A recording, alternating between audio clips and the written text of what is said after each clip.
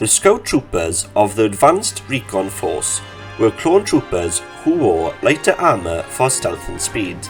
They frequently rode all-terrain reconnaissance transports into battle while armed with DC-15A blaster rifles and RPC-2 rocket launchers. For ARF training, clones that shown greater intelligence throughout basic training were chosen. Compared to other clones, they have more survival training. These clone troopers frequently had to scout out whereabouts of the adversary on battlefield. The role of recon soldiers, while stealthily and well trained, were different from those of clone commandos or advanced recon commandos, because they were more focused on learning more about the enemy or launching surprise strikes. The Blastech Industries DC-15A blaster rifles, DC-15S blaster carbines, and DC-17 hand blasters, together with missile launchers and thermal detonators, were frequently issued as standard equipment to the ARF troopers. They also donned civilians' equipment in addition to their plastic lightweight recon armour. A medical syringe and extra ammunition were both on the belt.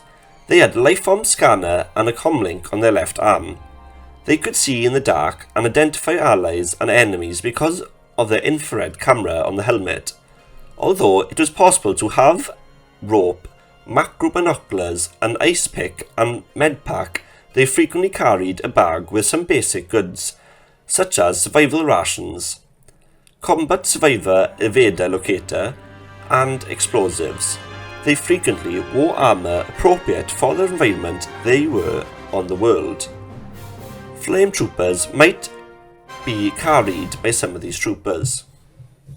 BARC troopers were trained to ride bark speeders across challenging terrain or hazardous backgrounds. They were Special Force clone troopers of the Grand Army of the Republic. The upgraded clone trooper armour worn by bark troopers let them focus their attention forward in order to avoid distractions, which could be hazardous to them when travelling at high speeds. During basic training, clones were chosen for bark training based on their superior performance in combat and vehicle training. Clone Commandos were elite clone troopers who served in the Grand Army of the Republic Special Operations Brigades during the Clone Wars. They were also known as Republic Commandos. While serving under the Galactic Empire, clone commanders, in contrast to conventional clones, were created by the Commandos to be superior warriors. Clone Commandos used Carton-class commando armour, which had a backpack where members could store various supplies like explosives and sabotage equipment. The hues of the armour were at their discretion, while those at the Imperial base on Daro, such as RC-1262 aka Scorch, employed the DC-15A blaster carbines throughout the advent of the Galactic Empire. The Commandos used DC-17M interchangeable weapon system and DC-17 hand blaster in battle. They also carried a little vibroblade in the right-hand armour piece. Commandos could also use grenade launchers. The function of the Shadow Trooper intensified throughout the latter phases of the conflict, with some conducting sniper tasks and others being deployed on front lines. Shadow Troopers were occasionally sent out before large-scale invasions to install jamming devices in important cities, allowing their comrades to infiltrate their targets with stealth and efficiency. However, their jamming systems would prevent them from working alongside standard troopers. To become Shadow Troopers, clones were chosen depending on how well they performed on the battlefield. Clone Artillery Troopers were Galactic Republic clone troopers trained in the use of mortars and other types of artillery, such as Model 201 mortar system.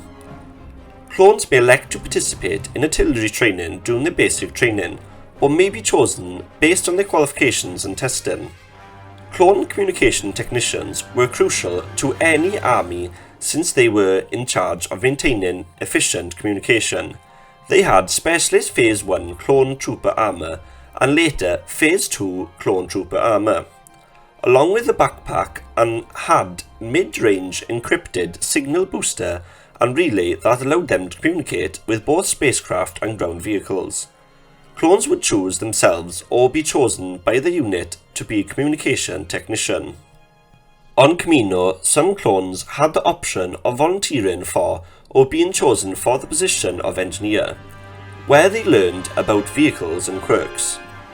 During their training, engineers would be further chosen for either Army Combat Engineer or Republic Navy Extra Training.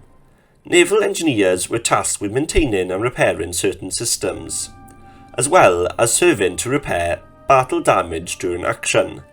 They had a specialist toolset like all clone engineers that included F-187 fusion cutters that let them fix vehicles, turrets, medical devices and power droids.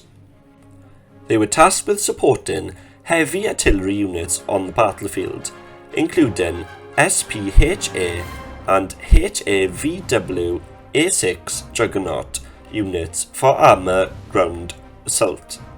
Clone combat engineers had F-187 fusion cutters that they could use to fix vehicles, turrets, medical droids and power droids, in addition to dispense that carried Bacta and ammunition.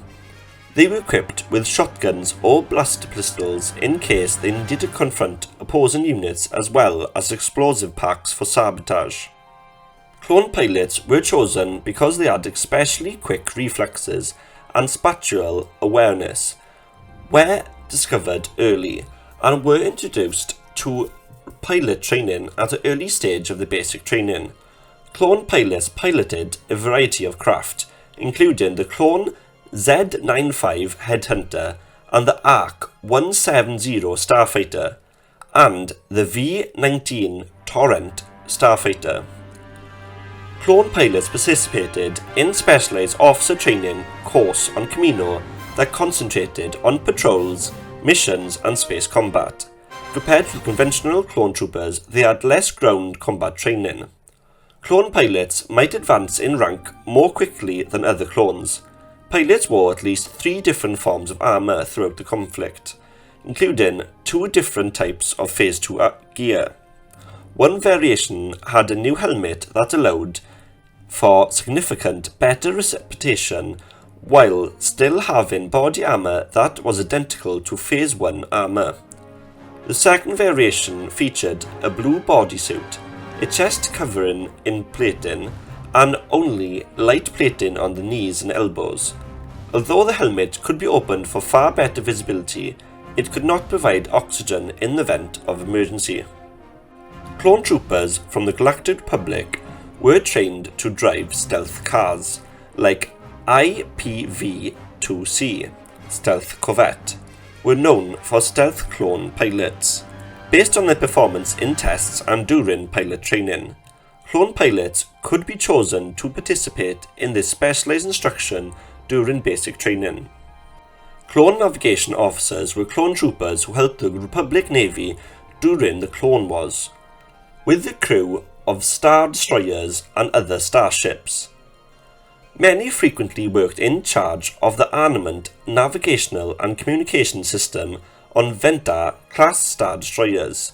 Following completion of the required clone officer basic training, they were chosen for their system training and assigned to the Republic Navy as navigation, weapon, defense system or communication officers. Clone navigation officers wore grey uniforms with black boots, gloves, a belt and a grey hat. They also wore gloves. Plaques with their rank insignia were also worn by them. They wore black uniforms and headgear during the final years of the Clone Wars and early years of the Empire, subsequently appearing identical to Imperial officers. Clone medical officers were experts in administering medical care. During the Clone Wars, they served on Haven-class medical stations and other starships. Clone medical officers were specifically stationed on hospital stations and ships throughout the galaxy. They were trained in healing like clone trooper medics. They first participated in basic officer training program before enrolling in specialist medical training that covered advanced medicine, emergency surgery, back-to-tank operation, biochemistry, anatomy, hematology, ontology, and toxicology. It took 5 years to become a medical officer, and they were extremely vital to the Republic and later the Empire.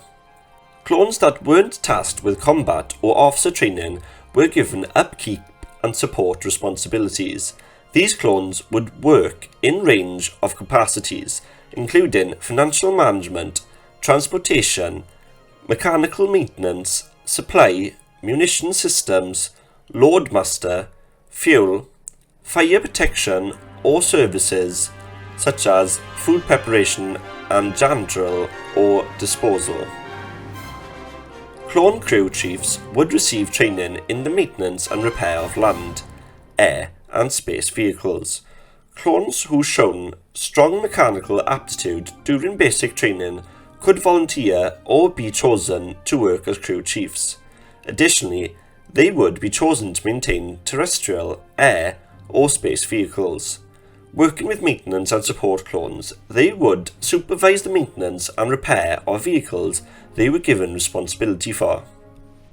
Hello there, invaders! Hope you enjoyed this extensive list of clone trooper classes and specialities. As an Amazon affiliate, I earn commission through purchases within the links.